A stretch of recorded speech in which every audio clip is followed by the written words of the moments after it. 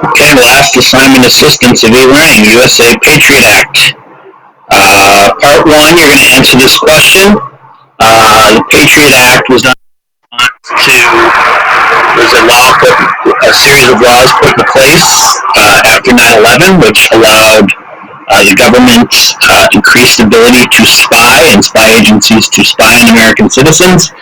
So the question is, how would you feel if you discovered that the government was monitoring the books you checked out from the library or the websites you visited on the internet? Why would you feel this way? So, no right or wrong answer that question. We're going to watch this quick video together on this and then help us answer the questions on the Patriot Act. So Lit Mobile just sent me this battery pack. I'm excited. Let's see what's inside. It was 9/11 and calls for new and vast powers for US intelligence agencies understandably had lots of backing. The reforms known as the Patriot Act, according to President Bush, were designed to prevent another attack like the one on September 11th. It essentially gave organisations like the NSA more access to internet records, made it easier to tap phones, and made it easier to share intelligence information.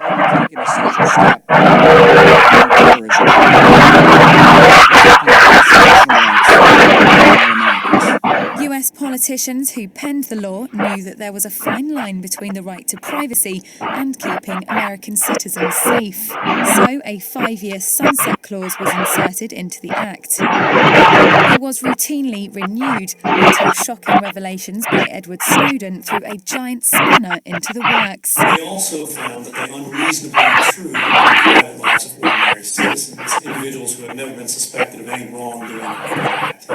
Since then, the mass surveillance debate has raged on and on, with the revelations revealed by Mr. Snowden brought into question how useful such widespread powers actually are. Snowden announced the Patriot Act was secretly being used to justify the collection of phone records from millions of Americans. But the expired law is likely to be replaced as early as this week with new legislation, the USA Freedom Act, as it claimed the US is at risk without such laws. The Act has cross-party support and is backed by President Obama. Terrorists like Al-Qaeda and ISIL are suddenly going to stop plotting against us at midnight tonight. Shouldn't surrender to irresponsible. It would scale back the bulk collection of phone records by the NSA, but they would still be able to get the data from phone companies. Although some argue it doesn't go far enough in reining in the authorities, it would be the first rollback of surveillance in the US since 1978. It's possibly bad news for Republican Senate Majority Leader Mitch McConnell, who wanted to simply renew the Patriot Act. He was strongly opposed on all sides, though, especially by his colleague Rand Paul, who was running for president on a largely libertarian agenda. Despite the tech companies' assertions that they provide information on their customers only when required under law and not knowingly through a back door, the perception that they enabled the spying program has lingered. It's clear to every single tech company that this is affecting their bottom line.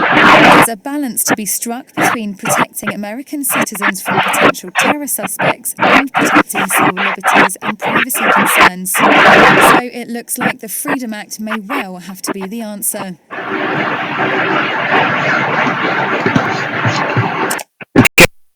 So, your three answers for this. What event led to the Patriot Act? That was the terrorist attacks of 9/11. What was the government hoping to do with the Patriot Act to prevent future terrorist attacks like 9/11? And then 4, what did critics of the Patriot Act say was wrong with the Patriot Act? And they argued that it was a massive invasion of privacy on many innocent American citizens. Take a second to get those down. You also pause the video to get those down. Alright, we're going to review the PowerPoint real quick. Just a couple of slides here. Pretty much a review of the video. Okay, so George Bush was the president from 2001 to 2009. Early in his presidency, Al-Qaeda, a terrorist affiliated with Al-Qaeda, attacked several sites in the United States. Congress then passed the USA Patriot Act with Bush's support. shortly after the attack, with the goal of investigating suspected terrorists and preventing another attack. The American Civil Liberties Union, which is going to be a big part of this document, is arguing,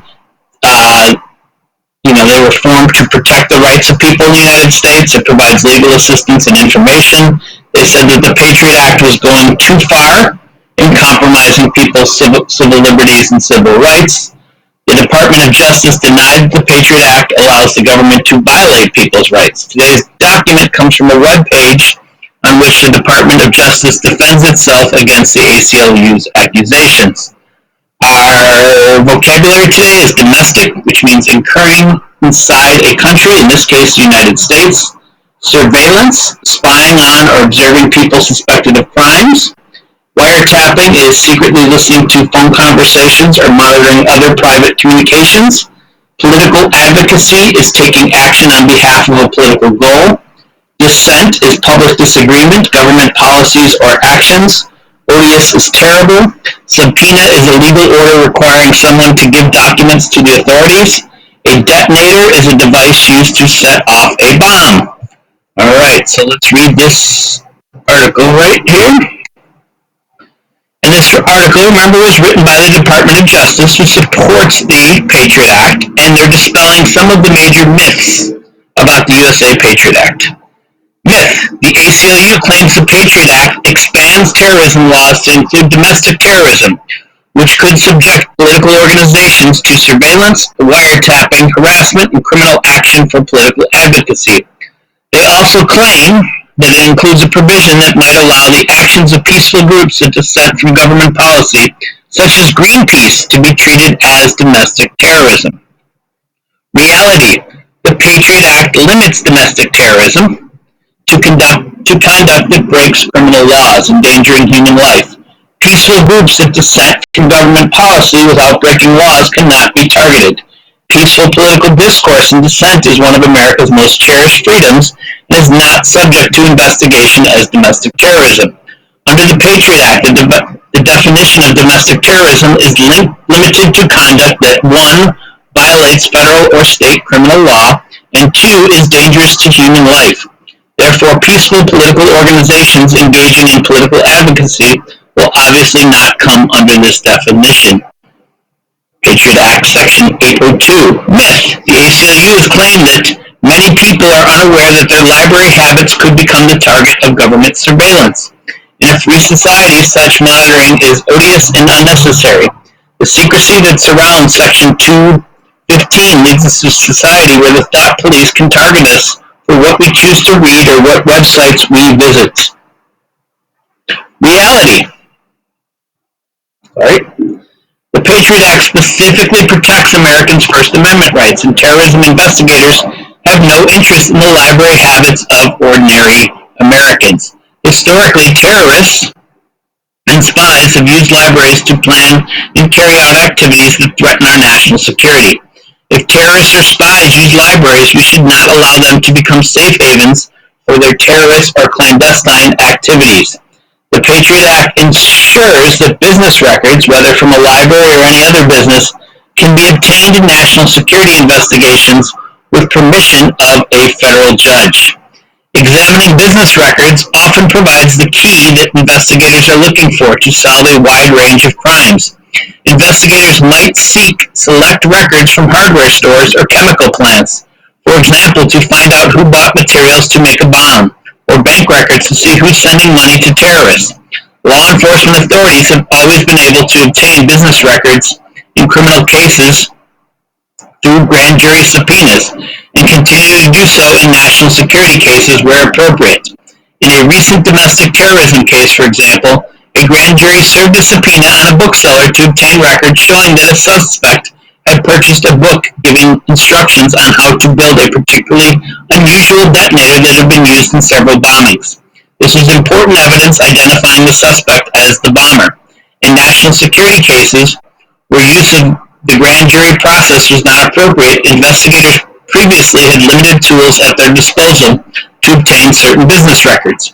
Under the Patriot Act, the government can now ask a federal court, the Foreign Intelligence Surveillance Court, if needed, to aid an investigation to order production of the same type of records available through grand jury subpoenas. All right, questions? 7, you're going to answer on your own. That's your opinion. Who do you believe? Department of Justice or the ACLU? And defend your answer.